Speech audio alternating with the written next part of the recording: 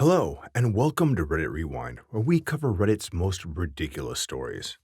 So today we have a story talking about someone who is in a foreign country and expects the people who work there to speak fluent English for them. The story is titled, "You're Scaring My Child by Not Speaking English." So I worked as a cinema technician for quite a few years, and I've had my run-ins with entitled parents. Corona has given me ample time to reflect on those meetings, and here's one of them. So, in the summer, my country gets quite a lot of tourists, especially American ones. They're often visiting to see where their families come from, and that sort of stuff, and they're generally nice, most of them. Not this Karen. She was different. She, her husband, and their entitled kid came in the cinema in the middle of the day. There were very few people, since we Norwegians like to get our sun whenever it pops up. Normally, when Americans come into the kiosk to buy something, they ask, "So, you speak English?" And I say I do, and we continue the transaction in English. Fair enough. I sort of reacted when Karen didn't ask me if I spoke English. But I do, so no harm done. She wanted to see a children's movie because of her entitled kid. I said all of them were dubbed. After explaining to a now slightly irritated Karen what dubbing means, she became a little angry. I told her a movie was starting in about an hour, and that movie was in English, and her kid could get in with her. She complained a little more, and it ended with her slamming the money on the register and demanding a free popcorn goblet for their time that I wasted, which she didn't get. After about 1 hour, I hear screaming coming from the entrance to the auditorium. I, of course, run to see what's up and see Karen really yelling at my coworker. Now, my coworker at this time was a very old man, a very old Norwegian man. Fun fact about Norway, most of us speak English, but a lot of the older people here don't. The part Norwegian is what I say to my coworker, and the part English is what I say to Karen. So, out of respect for the Norwegian language, I'm not even going to try to pronounce what was said in Norwegian. I'm just going to read the English translations of what he said. Me. What's wrong? Can she find the auditorium? Coworker. I don't know. I think she asked me something and I tried to say I don't speak English. Karen. Excuse me. This man refuses to accommodate us. Me. How? Karen. He refuses to speak English. Me. He doesn't speak English. He speaks Norwegian. Karen. How can he not speak English? This is terrible customer service, and he's scaring my child. Me. I'm sorry, but you are in Norway, and a part of the population doesn't. Karen. I demand to speak to your manager. Me. I'm sorry, but that won't be possible. Karen. Why not? Me. Because he's the manager, as I gestured to my older coworker. She tried to insist I call an actual manager, but my coworker was the only manager available, and that wasn't possible anyway. She and an entitled kid went to see their movie. After the movie, they came to the kiosk and demanded a refund because the subtitles were in the way, which they, of course, didn't get. This was easily my weirdest and rudest American. Edit. So I just went to bed after writing this and just woke up to like 4K upvotes. Thank you so much for all the awards. And all you Americans saying you're not like that, from my experience, some of the Americans who stopped by the cinema were the nicest people ever.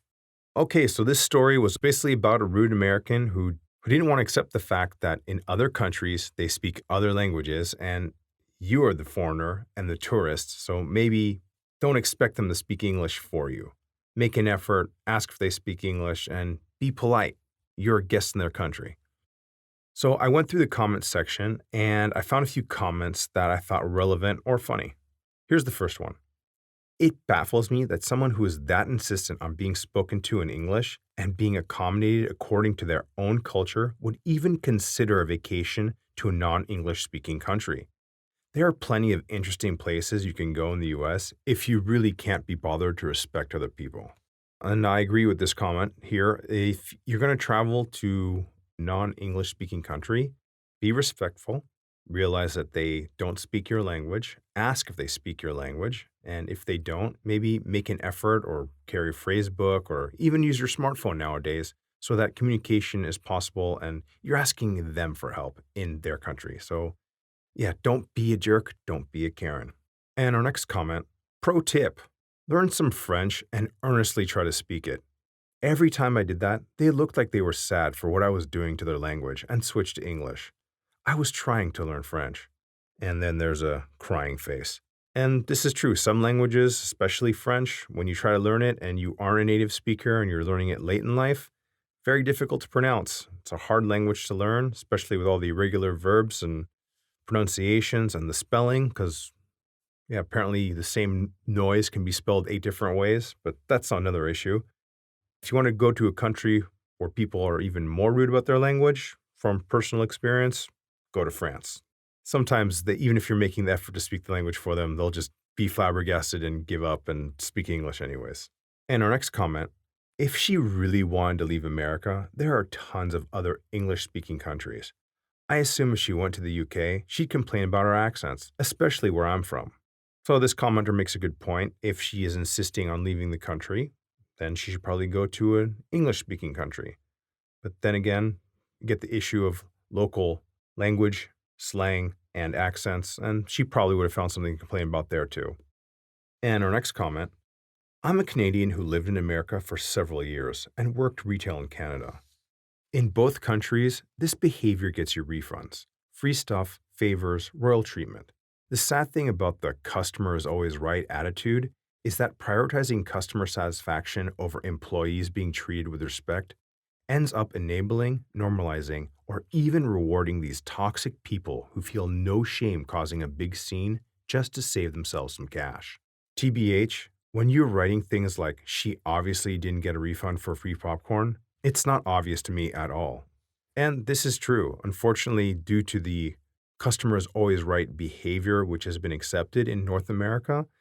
There are a lot of people who do try to take advantage of it. And in Europe, this does not fly at all. So, yeah, the fact that she tried to use the North American techniques to get free stuff in North America where the customer is always right in quotes doesn't work because that's not the way it is in Scandinavian countries. But that's a whole other issue in itself. Like, have we gone too far? When is the customer not right? That's interesting. A topic of discussion for me another time. And the next comment, American here who loves to travel. I love to hear about all the other beautiful languages and see all the neat stuff we don't really have here. People like that suck, and I'm so sorry they somehow managed to escape their tiny-minded home and hop over there to y'all. Usually the fact they have to get a passport and go to somewhere outside their comfort zone keeps them tidily tucked away here. But some Karens are more resourceful than others. Sorry. Yeah, well, there are jerks everywhere, no matter where you go. Every population has them, whether Americans, Europeans, Asians, Africans, Antarcticans, Australians, you name it. There's jerks in every country, but having a passport does seem to narrow the ones that do travel. But maybe that's just the way it is in America. I don't know. And the next comment, which I personally found to be a little bit funny, what do you mean you don't speak English? She says to a person in Norway, a country in Europe that she visited. And another comment, it doesn't even stop there. Once upon a time, before the pandemic hit, I was working as a tour guide in London. Had an American lady demand that I stop speaking with a British accent because she and her teenage kids had a hard time understanding me. Now, that right there is absolutely ridiculous, and it goes back to the comment I made earlier of there's always someone who finds something to complain about, and the fact that she even traveled to another country and wasn't prepared to accept the fact that people speak with different accents in different countries, even though it's technically the same language, baffles me. It just blows my mind. And here's some other comments who basically say that this isn't necessarily an American problem. Apparently, the Brits have these kind of tourists too. So here's the first comment. I saw a story about a Brit, quite some decades back, who was visiting a South American country. When he signed into a fancy hotel, the front desk agent switched to English and said, "Ah, a foreigner, I see." "Certainly not," said the Brit, turning red with indignation. "British." Now, that right there is hilarious. Even though he was the foreigner in another foreign country, he didn't think he was the foreigner. Hilarious. I gotta love that. The entitlement. Amazing. And here's the last comment, which I found to be particularly amazing and entertaining. So here it is. Best run-in with an American I ever had was one trying to explain how a proper pizza is made to a waiter of a pizza restaurant in Naples, Italy. Apparently, the crust was too thin for his taste, and there was also something wrong with the ingredients or whatever. Only overheard it in one ear. Piece of advice: never try lecturing an Italian about their food. It's a conversation you're guaranteed to lose. Those Americans I met in my own country, Germany, were pretty much always nice, though. Yeah, I'm sorry, that's hilarious. When an American goes over to Italy, try to explain to a pizza restaurant waiter how to make a proper pizza, even though that's the birthplace of pizza. Just wow. That's all I have to say. Wow. So my question is to you guys, so I guess to our listeners who live abroad, have you ever come across an American or Brit or another tourist that insisted that you guys speak English because they didn't understand your local language? I'd be interested to hear if they were polite about it or if they acted like the Karen in the story or some of the people in the comments. Okay, that's our story for today. I hope you liked it. Please don't forget to like and subscribe. And till next time.